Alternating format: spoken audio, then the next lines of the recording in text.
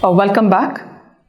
Now on to the last pedagogical approach that can be used in an early classroom setting, what we call it as documenting, will be dealt in this video.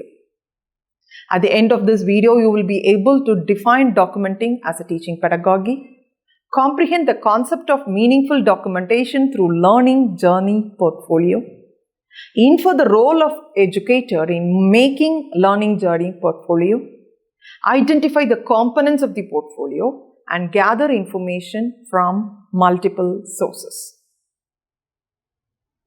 Let us define what documenting is. It's a process of gradually building a unique and a lively picture of the child as a whole over some time, across a range of learning experiences and at varied context. The process of documenting in an early classroom setting is of twofold. The first one is gathering of information about the child and her learning potentials and experiences. The second one is a presentation of the collected data to build a distinctive and lively picture of the child. The most crucial point to be noted in documenting is that the presentation should indicate the progress of a child in his or her learning and development potential.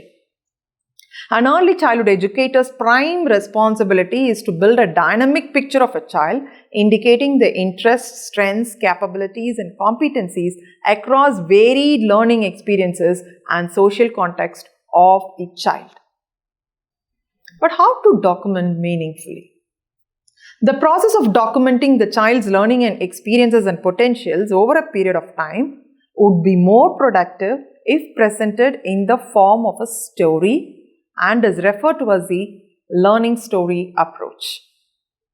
The learning story approach provides an opportunity for the educator to do justice towards the distinctiveness of a child, and it also should have narratives with interest and humor without losing the sense of identity of the child as a learner.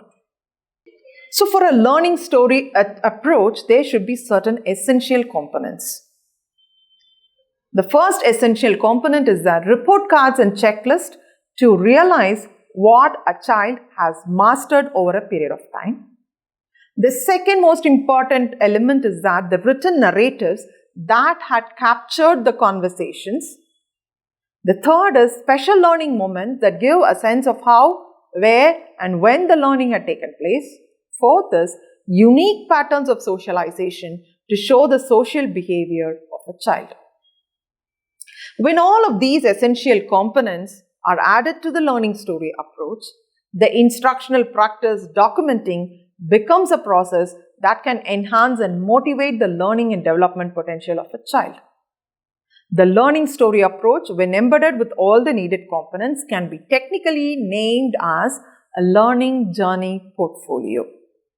What is a learning journey portfolio? It's a scrapbook or a box or a large folder that has gathered informations, observations, worksheets, report cards, creative activities, and candid pictures of a child depicting the whole story of a child within a period of time. The story should necessarily include the child's efforts, progress, and accomplishment over a period.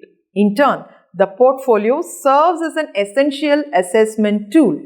Hence, learning journey portfolio is defined as an effective way of gathering and presenting information that reflects a child as a unique individual in the process of learning. The portfolio contains the capabilities, potentialities, and the interest of the child.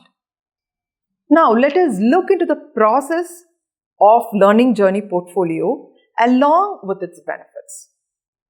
The learning journey portfolio is useful in numerous contexts, covering up the whole process of the early classroom setting. The following illustration would portray the process of learning journey portfolio and its benefits. First process is easily adaptable in almost all contexts. Learning journey portfolio becomes a document that can be adapted itself virtually to all settings relevant to both the child and the ECE center.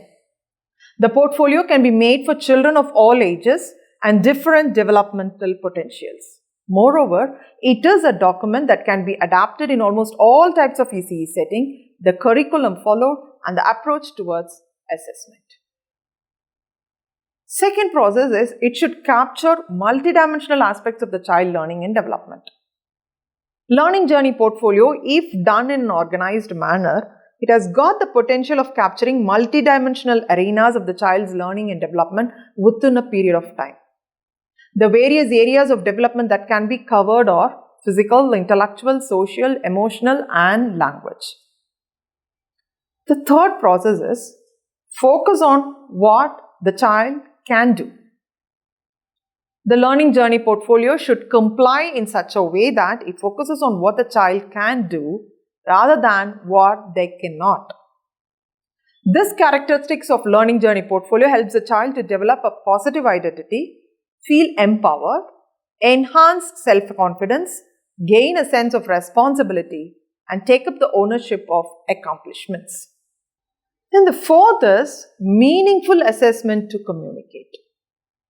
The learning journey portfolio, when documented effectively, it becomes a meaningful assessment document to be delivered to the child himself, his parents, and other colleagues in the center to understand the potentialities of the child.